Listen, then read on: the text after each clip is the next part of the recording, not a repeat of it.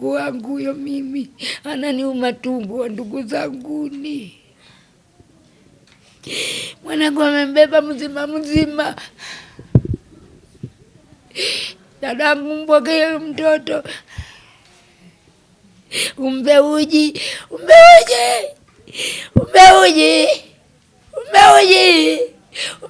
Dadangu wewe. Umbe uji Naomi. Huyu mzee Kikula ambaye amepata tukio hapa ni jirani yangu. Tulipata taarifa jana majira ya saa 9 hivi kwamba mtoto hapatikani. Kimsingi tulishirikiana kama majirani, tulitafuta huku na kule tukashindwa. Mwisho wa siku jioni tulienda kituoni kuripoti. Tuliripoti, tunashukuru polisi walionyesha ushirikiano mkubwa.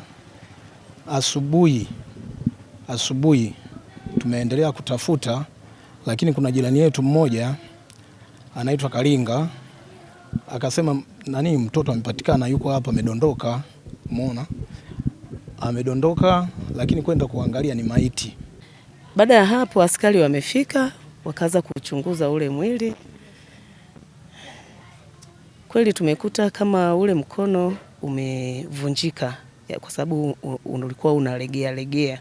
Ile nguo ambayo alikuwa ameivaa sio kwamba ilikuwa imechafuka, ilikuwa ni safi. Kiasi kwamba huyo mtu ambaye amemfanyia ina maana amemvalisha hiyo nguo.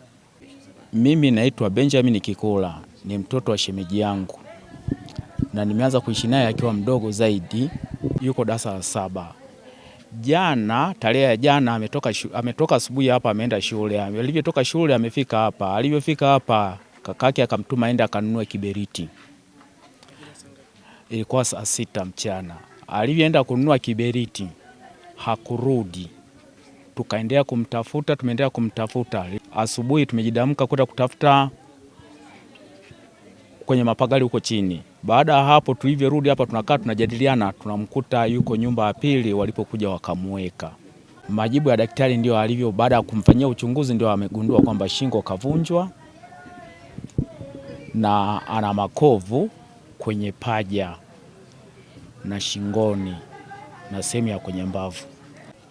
Mimi naitwa Maisha Modestus Kiuko, mwenyekiti wa mtaa wa Njia Panda, kata Isakalilo. Nilipigiwa simu jana muda wa saa 1 jioni nikiwa safarini kwamba kuna binti wa darasa la 7 anayesoma shule ya msingi Zizi kwamba amepotea mnamo saa 6 mchana.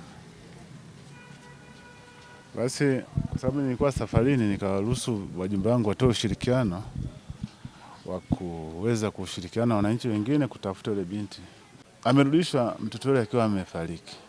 Niseme kwa ujumla kwamba wananchi wangu, kwa tukio hili tulilopata leo hii, naomba tulidhibiti kwa pamoja. Mimi kama kiongozi wa serikali sihitaji mtoto aina yoyote kutembea zaidi ya muda wa saa 12.